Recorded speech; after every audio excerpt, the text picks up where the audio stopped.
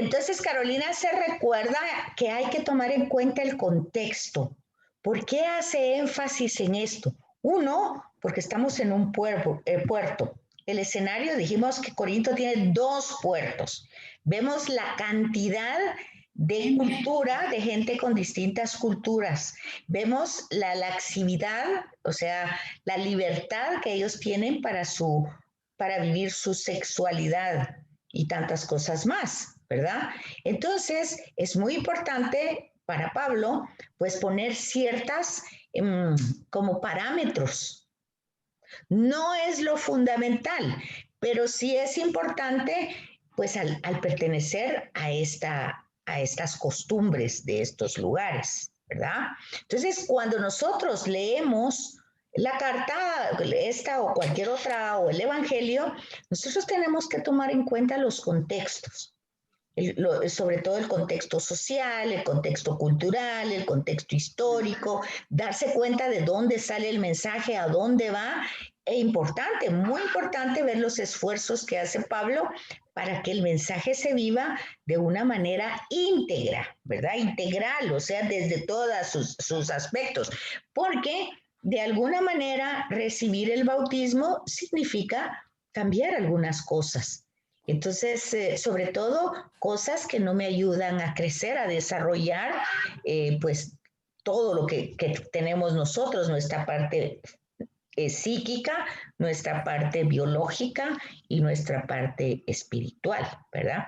Licenciada, Anda. ahí él se dirigía siempre a los judíos, digamos, Priscila y Aquila ellos eran judíos también o ellos eran corintios. Eran griegos. Ahí, Eran griegos. ahí hay que fijarse. Fueron. Exacto. Ellos ya son conversos. Ya se fue a los gentiles. Ok. Entonces, des en cuenta que también nosotros tenemos que darnos cuenta de los nombres. Sí. Esos nombres no los van a encontrar ustedes en Judea, ¿verdad? No, son griegos. Ajá. Imagínense que cuando ustedes tienen a Felipe, por ejemplo, Felipe, pues ya su nombre ya no es judío, ¿verdad? Es de Filipos. Sí. Entonces, entonces es lo que digo, nosotros cuando leemos tenemos que tomar en cuenta los contextos, ver que incluso Jesús cuando escoge a sus apóstoles, hay una gran diversidad en sus 12 apóstoles, porque pues algunos tienen otras tendencias, por ejemplo, tenemos los nombres, nos van a ir dando un poco la referencia, que si son celotas, que si son pescadores. Nosotros tenemos que tomar en cuenta todo eso para entender cómo, ante todo, las dificultades que hay en las comunidades, ¿verdad? Porque lo difícil es a veces pues cambiar las estructuras mentales. Por eso la palabra metanoia, que es la palabra en griego, que significa conversión, no se trata de un cambio de postura, de una pose, sino que cambiar los esquemas mentales para entender pues que hay que vivir de otra manera. Entonces, por eso aquí él se va a desarrollar sobre estos comportamientos, ¿verdad? Por la problemática que hay en ese lugar. Bueno, en la segunda carta a los Corintios tenemos la fecha de composición a finales del año 57 y le escribe desde Macedonia. Vean, ya ha viajado, ya se ha cambiado de lugar, ya está a finales de ese año, ¿verdad? Una le escribe en la primavera y la otra será o en el invierno o seguramente el invierno, ¿verdad? ¿Por qué escribe esta segunda carta? Debieron de ocurrir una serie de acontecimientos entre la primavera entre la primavera, que fue la primera, y entre el invierno del mismo año, ¿verdad? Hay indicios de que San Pablo les hizo una segunda visita, porque anuncia una tercera. Es decir, ya había llegado, ahí está mencionado antes de escribir esta carta, ¿verdad? Pablo debió sufrir mucho por las intrigas y las calumnias de los judaizantes. Acuérdense que los judaizantes eran personas que tenían raíces judías, pero que estaban viviendo ya en otra cultura. Entonces trataban de llevar sus raíces monoteístas, su cultura y sus costumbres judías, pero claramente ya estaban ellos impregnados por otras culturas, ¿verdad? No podían ser tan puros, porque eso no se puede.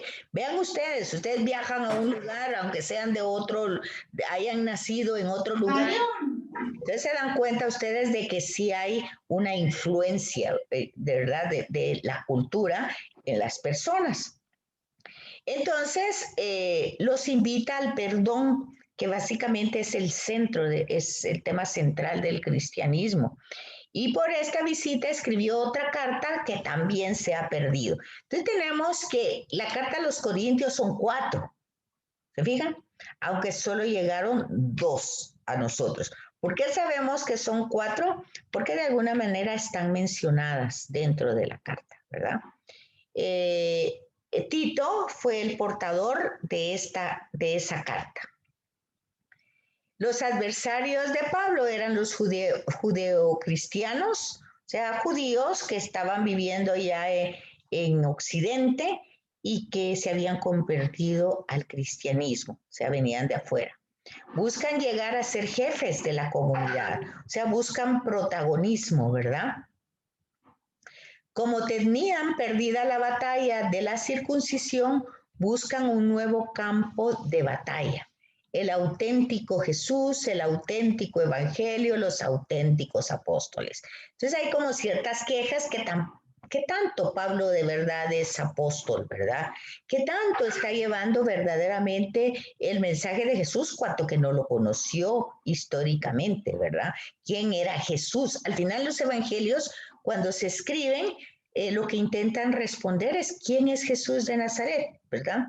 Entonces ellos como que reclaman eso, pero actúan diferente de Pablo.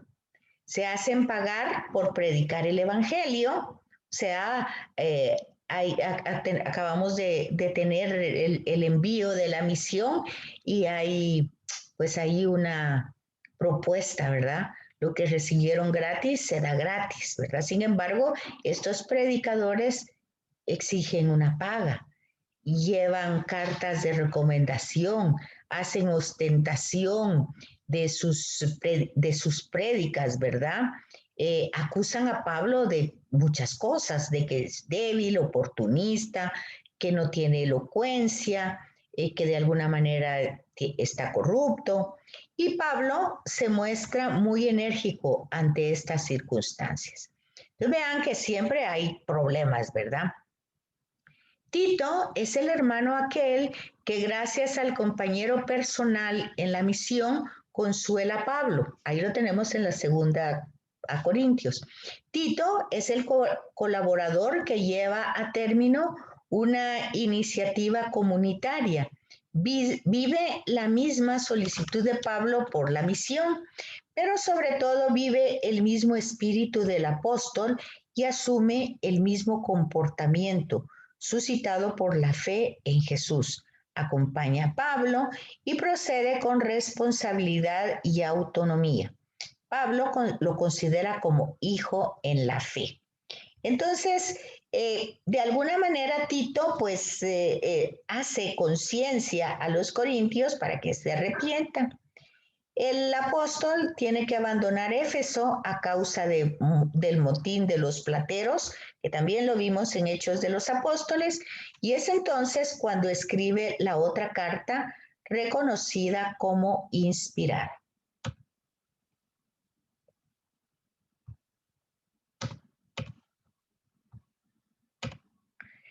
Al fin, ¿cuántas cartas a los corintios hay?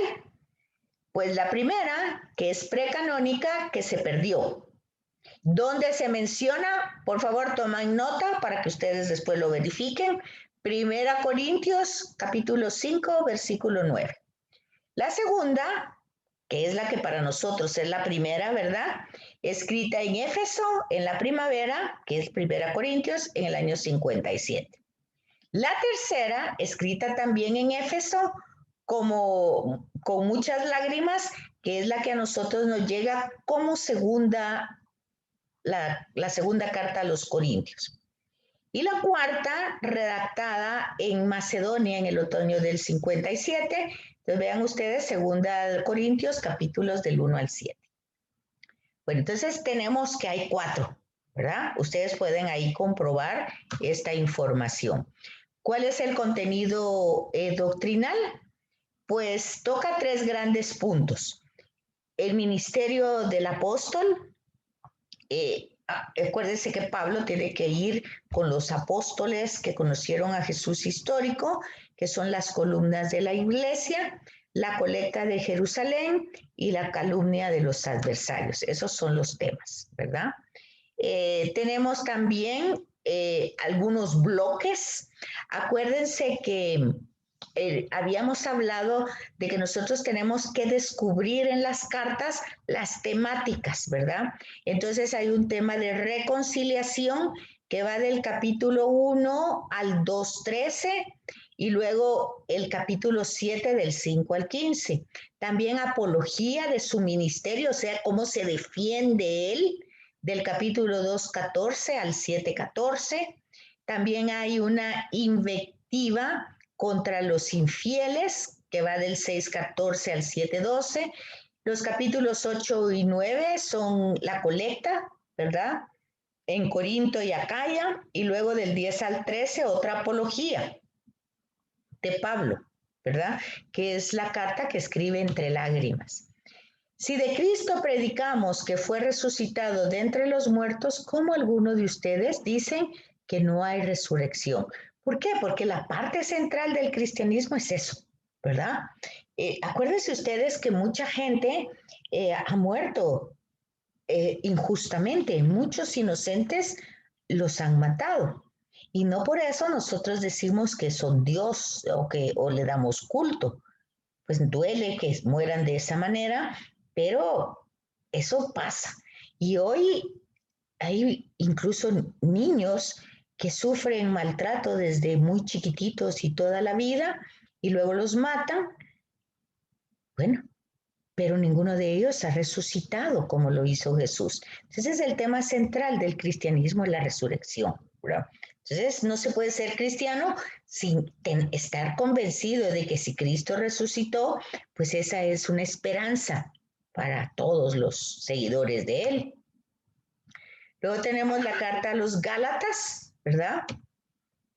Y entonces vean ustedes la vestimenta, porque se va a utilizar, Pablo va a utilizar las vestiduras del Espíritu Santo. Vean ustedes cómo es, también está en la carta a los Efesios, ¿verdad? El yelmo, o sea, el yelmo, el casco de la salvación, ser conscientes, muy conscientes de que esa salvación no la podemos adquirir por nuestras propias capacidades. Entonces tenemos que ser muy conscientes y muy humildes de lo que recibimos de parte de Dios, que básicamente es salvarnos, ¿verdad? ¿Salvarnos de qué? Nuestras capacidades humanas no nos permitirían retornar al Padre, ¿verdad? Luego tenemos aquí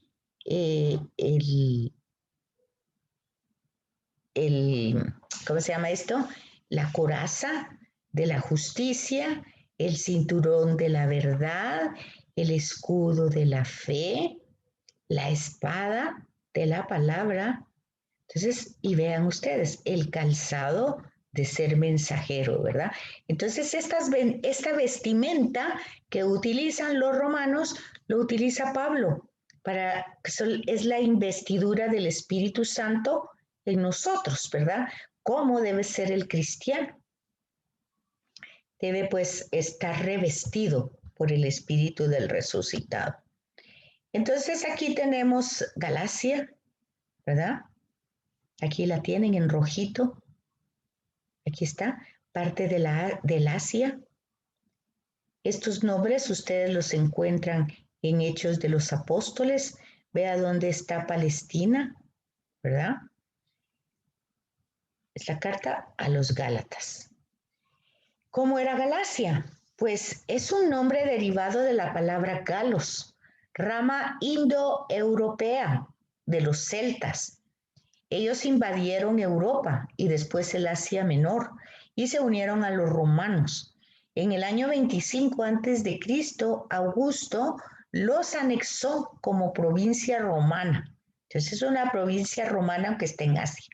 De población heterogénea, contaba con una colonia judía. O sea, hay una población de muchas culturas y muchas costumbres. Vean qué característica a todas las comunidades.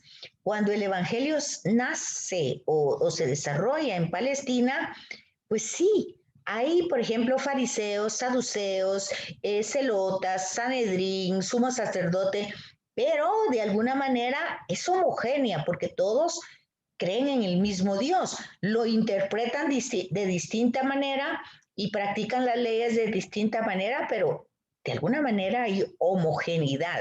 Pero cuando va Pablo a estas culturas es heterogénea, no es homogénea.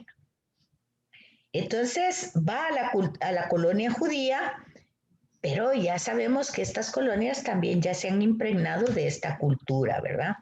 Entonces, en relación a la evangelización, Pablo y Bernabé evangelizaron las principales ciudades de la provincia. Pablo los visitó en su segundo viaje misional, lo hace por primera vez en el año 50. En el tercer viaje recorre toda la región de Galacia y de Frigia.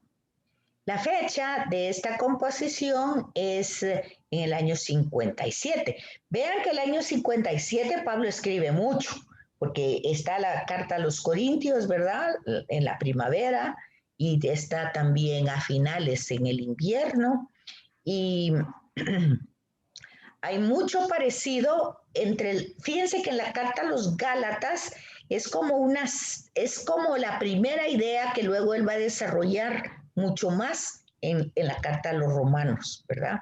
Entonces coloca estas dos cartas, más o menos en el mismo periodo, aunque con un pensamiento mucho más desarrollado el de los romanos. Posiblemente escribe esta carta desde Éfeso, unos meses antes de escribir a los romanos. O sea que en el año 57 Pablo escribe muchísimo. No, Betsy, disculpe, tengo problemas, pero es que usted me ayude. Yo esto lo tengo como carta a los Efesios. Todo ¿Cuál? este contenido de la armadura. Ah, sí, por eso yo les dije que está en la carta a los Efesios. Yo les dije. Y cuando usted menciona a los Gálatas. No, pero es que también hace referencia, no exactamente. Les dije, este tema de la vestidura romana se va a mencionar en la carta a los Efesios, les dije yo. Pero aquí él hace mención no tan estructurado como lo hace en los Efesios.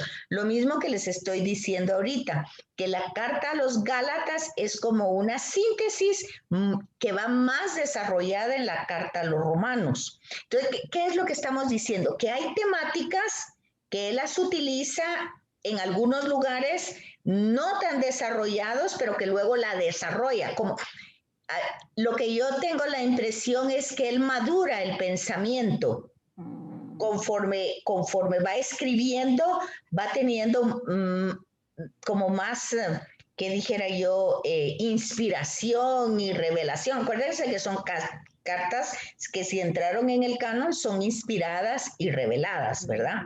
Entonces ahí la vestidura, así como se menciona, está en la carta a los Efesios, ¿verdad? Pero luego él la va a ir mencionando de otra forma en las cartas. Igual ahorita la carta a los Gálatas es como no tal vez una síntesis, sino que desarrolla los mismos temas que va a desarrollar en la carta a los romanos. Pero en los romanos él se va a expandir mucho más, mientras que en los Gálatas va a estar más reducido, ¿verdad? Gracias. Sí. Porque estábamos hablando del tema de los carismas, ¿verdad? De los carismas y de los dones y de las vestiduras del Espíritu Santo. Gracias, Betsy. Muy bien. ¿Por qué escribe esta carta entonces? Porque llegan los judaizantes predicando otro evangelio. Es el evangelio de los circuncisos, dejarse circuncidar, cumplir fielmente la ley mosaica y someterse plenamente a ella y bautizarse. ¿Qué es lo que está pasando entonces? Pues los judaizantes quieren ser cristianos, pero con la misma, digamos, normativa de la religión judía. Y entonces aquí es donde el evangelio, pues, no es que los judíos hayan tenido, estuvieran tan equivocados. Lo que pasa es que habían perdido el sentido de todas sus prácticas rituales, ¿verdad? Ellos se sentían orgullosos por pertenecer a una raza, ¿verdad? Ellos cumplían fielmente, pues intentaban, por lo menos los fariseos, de cumplir la ley de Moisés, pero acuérdense que Jesús decía, ¿verdad? Que por hacer eso habían perdido pues el amor hacia el hermano cuando lo ven sufriendo, cuando lo ven marginado. Al contrario, se sentían ellos que con la capacidad de poder juzgar y condenar. Un ejemplo es la oración en el templo del fariseo y el publicano, ¿verdad? Entonces, un poquito el tema del orgullo y la soberbia religiosa, ¿verdad? Alegan que como Pablo no es de los 12, que no predica el verdadero evangelio porque es un oportunista.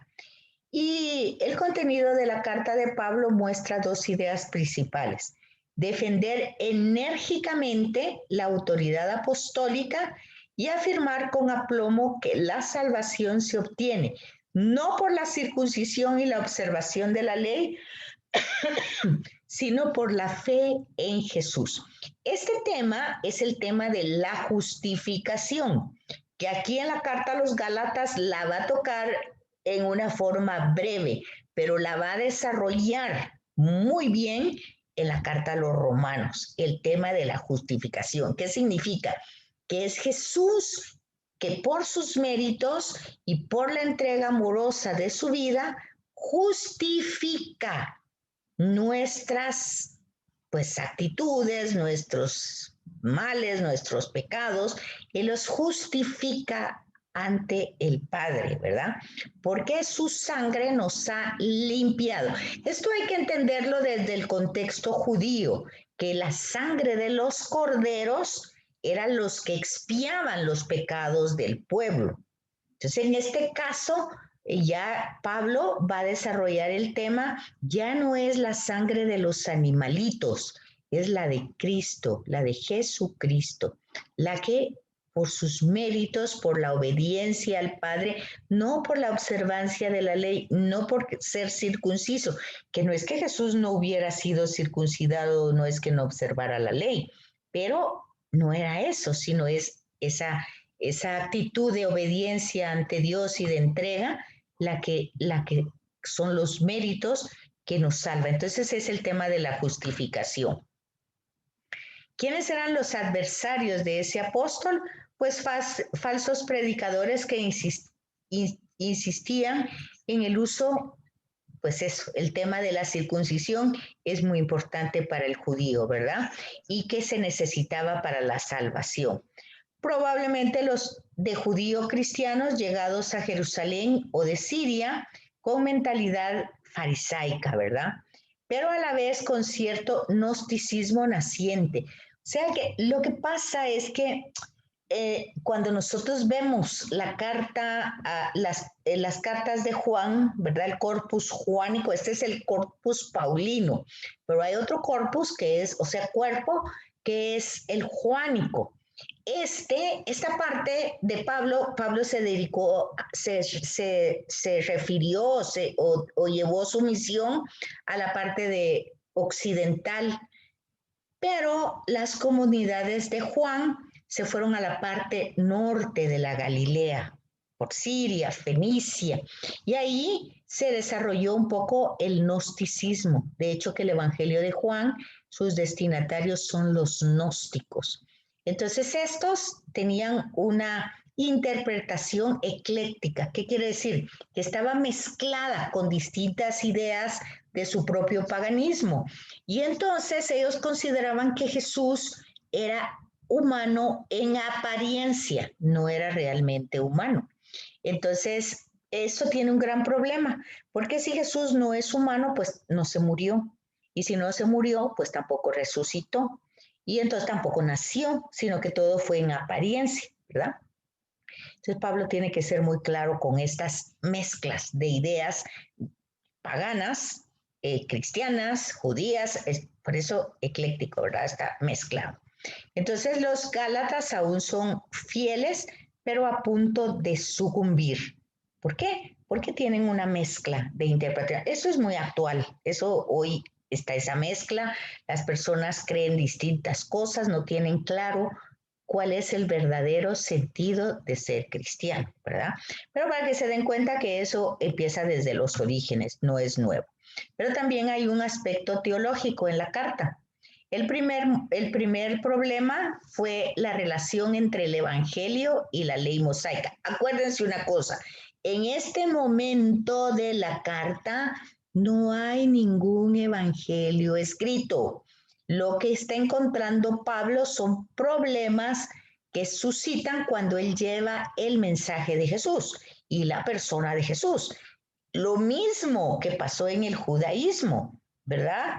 ¿Qué pasó? Que justamente Jesús se ve como una amenaza a esta ley, ¿verdad? O sea que nosotros la tenemos como el Antiguo Testamento y el Nuevo Testamento. Pero en el tiempo de Jesús solo existía la Torá, que era esto, la ley mosaica. Entonces, aceptar de nuevo la doctrina mosaica significaba renunciar a la justificación, que ya les hablé, que está en Gálatas, pero desarrollada en la Carta a los Romanos, que es lo que Jesús hace, ¿verdad? Él nos justifica ante el Padre. Y no aceptar esto es negar el tema de la redención, el valor que tiene la redención, o sea, la salvación para nosotros. Implica volver a caer en esclavitud y se destruiría la universalidad de la iglesia, porque entonces el mensaje, entonces sí, ya no es la diversidad de costumbres, de cultura, sino ya el mensaje está totalmente colapsado, ¿verdad? Porque entonces ya es otra doctrina.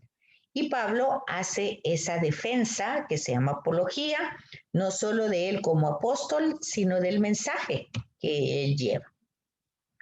Los puntos importantes es que reconoce que Pedro es pues la cabeza visible de las comunidades, recalca la existencia de una sola entidad, aunque en este momento no está establecida, porque la iglesia ya como jerárquica, como establecida es hasta el siglo III, ¿verdad? Cuando Constantino se convierte al cristianismo. En este momento, pues son comunidades dispersas, pero ya aquí ya hay una intuición de una sola, que todas ellas forman parte de una misma, ¿verdad? ¿Y de dónde sale esta unidad? Pues del bautismo, porque todos son un solo bautismo y este bautismo es por la fe es la misma. No se bautiza a la gente por cosas diferentes, sino para incorporarse a la persona de Jesús, para ser su seguidor, para conocerlo, para llevar su mensaje a las otras personas, ¿verdad? Entonces, esa es la unidad doctrinal y de gobierno, bajo la autoridad infalible y absoluta de los apóstoles. Por eso vean ustedes que en el credo que se profesa, nosotros decimos así, creemos en un solo bautismo. Ahí se hace síntesis de lo que se cree. El credo es eso, es ¿qué es lo que cree el cristiano? Bueno, en el Padre, en el Hijo, o sea, una confesión de Dios Trino.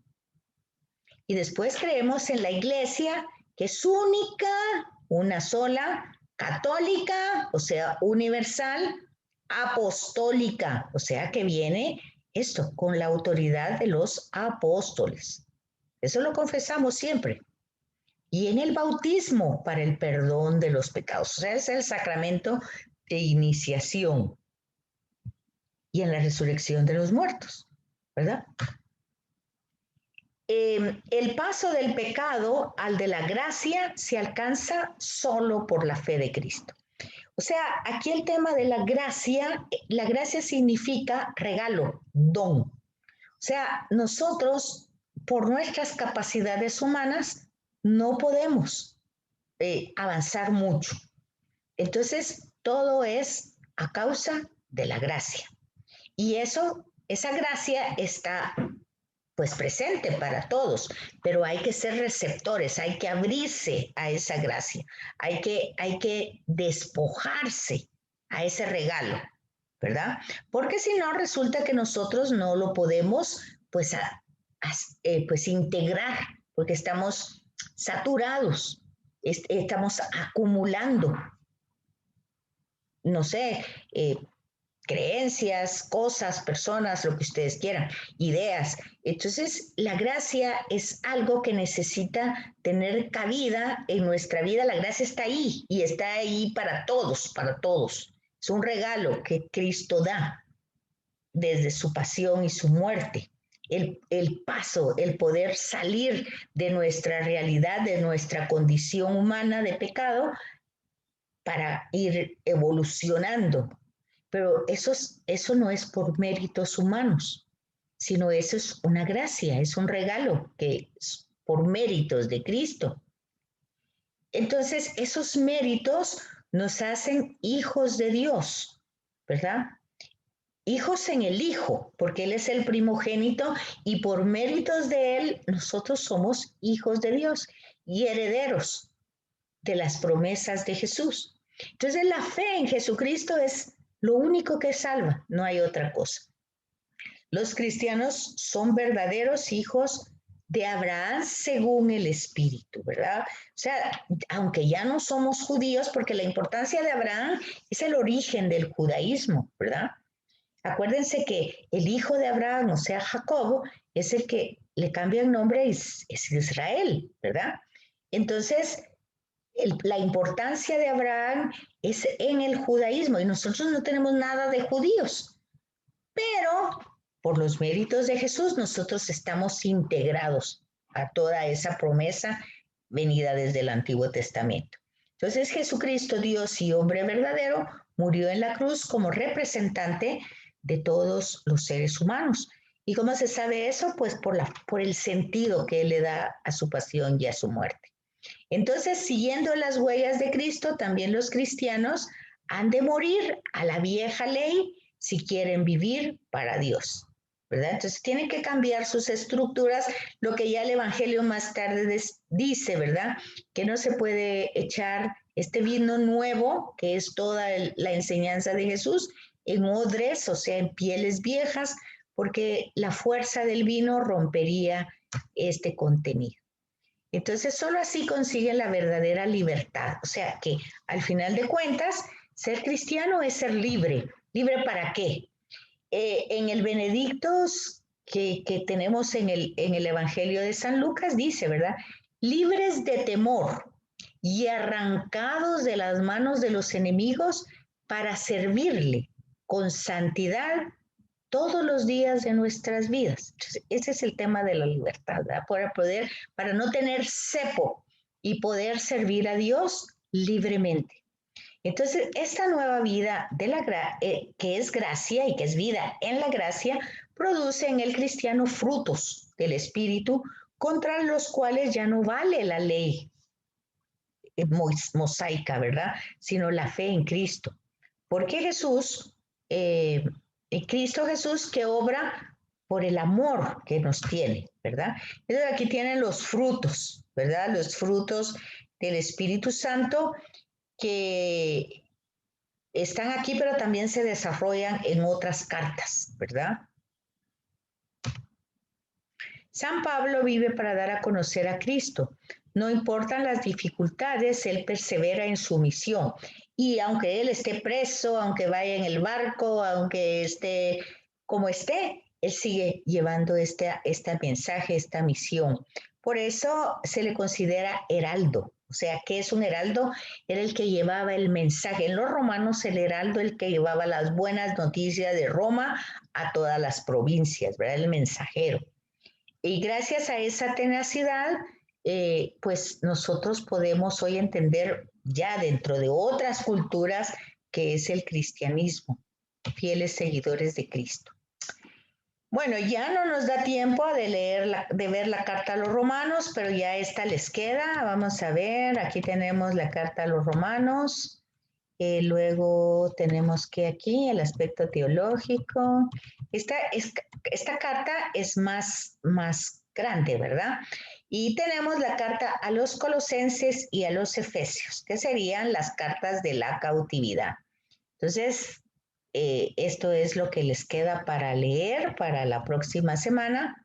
Romanos, Colosenses y Efesios. No sé si tienen alguna pregunta, duda. Porque tenemos 3 minutitos. Nos quedamos en la sesión. ¿Qué manda? ¿Puedo hacer una pregunta en referencia a la gracia?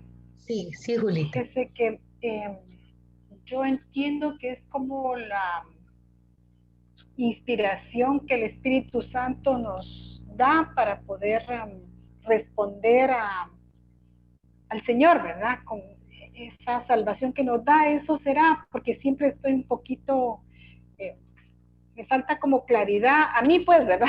Para entender bien qué es la gracia, perdone. No tenga pregunta. Mire, la gracia es un regalo, son regalos, son dones. O sea que, por ejemplo, nosotros, en primer lugar, tenemos que estar claros de qué es nuestra condición humana y qué podemos lograr con nuestra condición humana. Ciertamente nosotros podemos amar, podemos servir, podemos hacer muchas cosas, pero todo en nuestra humanidad tiene un límite. Ok, la gracia es como la fuerza, el regalo que nos da el Espíritu del resucitado para vencer ese límite, para avanzar sobre ese límite. Entonces es importantísimo, ¿verdad? Darnos cuenta que incluso, por ejemplo, estamos reunidos aquí en estos cursos, es por la gracia de Dios. ¿Verdad? Es un regalo, Él no lo permite. Claro, ustedes dirán, sí, pero yo estoy pagando.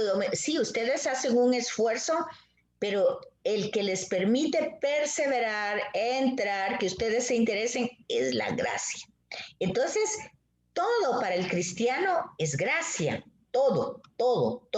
Es un regalo, es un don.